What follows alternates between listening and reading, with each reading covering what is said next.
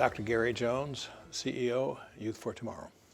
Dr. Jones, part one of our conversation is going to be based on the founding of Youth for Tomorrow and how this facility was opened and some of the goals Coach Gibbs had.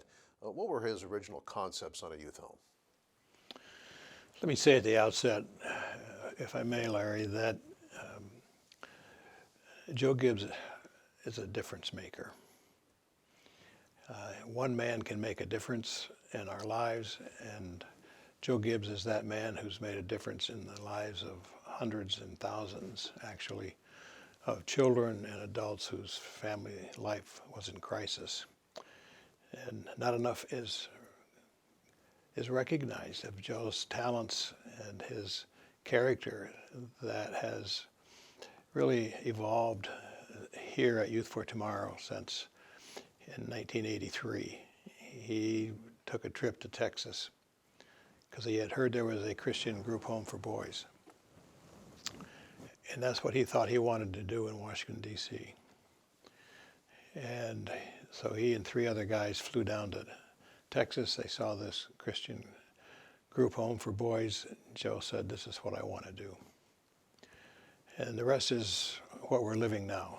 The first fundraiser for Youth for Tomorrow, with private sector fundraising being a backbone of our fiscal stability all these years, raised money in the Washington Hilton Hotel. And Roger Staubach, who was a member of the board of the youth home in Texas, was here for that fundraising event. And they took that money, purchased property here in what is now known as Bristow, Virginia. Then they decided, after articles of incorporation were founded, they wanted to build a house. So they sold raffle tickets at $100 a piece, raised $600,000, and built what is now called the William A. Hazel House in honor of Bill Hazel, one of the greatest philanthropists in our history. The next launching was when we moved into the house and we served 4 boys in the fall of 1986. So here we are now, huge campus, looks like a small college that we're developing here. Why Bristow at that time? Joe had a real estate guy to look for property that was inexpensive, and here we are. I mean, it was that simple. Fairfax County was pretty expensive property in those days. Prince William wasn't as expensive, and it was still close enough to Fairfax and to where Joe Gibbs lived in Fairfax County that this was a good place for us. You mentioned the name Hazel. Would Youth for Tomorrow be what it is today if it wasn't for Mr. Hazel, especially at the beginning? Bill Hazel is one of the men who was one of our co-founders, but he also has been a major philanthropist for us. And it is very clear in my mind that without Bill Hazel, many of us would not be here. And I'm not even sure Youth for Tomorrow would be here.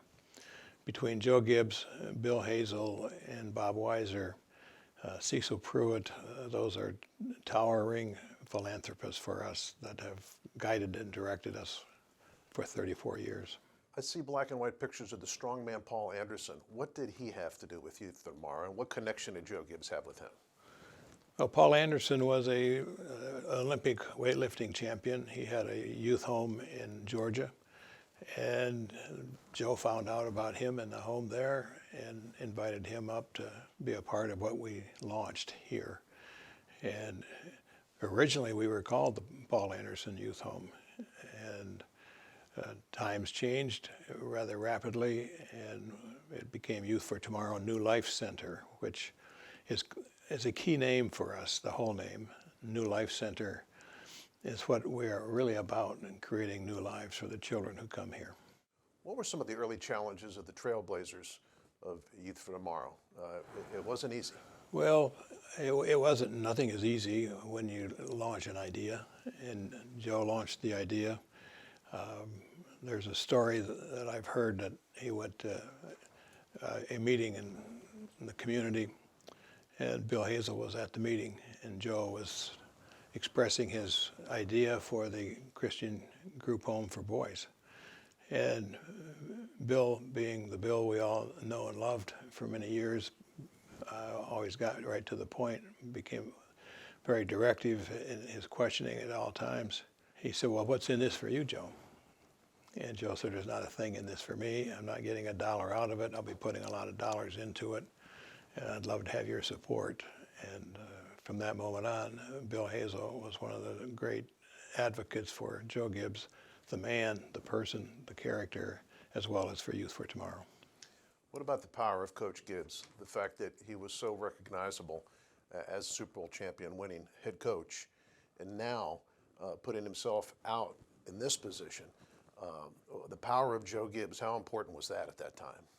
Well, it was very powerful, and you know, Joe did this because of his Christian commitment, his commitment to Christ, and that was the greatest power motivating Joe. It's changed the community of Northern Virginia. It has changed, as I said, thousands of lives of young children as well as adults who have sought our services. The godly principles taught to this day, as you mentioned, the foundation of the concept by Coach Joe Gibbs. How important has that been through the years? Well, it's been our guiding principle for those of us who are here and managing the program.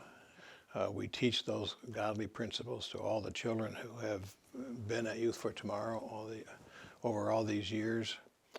And it's very clear that Christ is here. I firmly believe that Christ walks the halls with me. He walks on the campus with me. He has given us his grace for all these years. This is a tough business that we're in because we get kids that nobody else wants. We get kids who have assaultive behavior patterns, who have been abandoned by their parents. Some are homeless, literally homeless. And they come here, and when they start learning the Bible, what it has to offer, the guiding principles in the Bible for life, it's turned a lot of lives around. And we have scores and scores of kids every year who give their lives to Christ.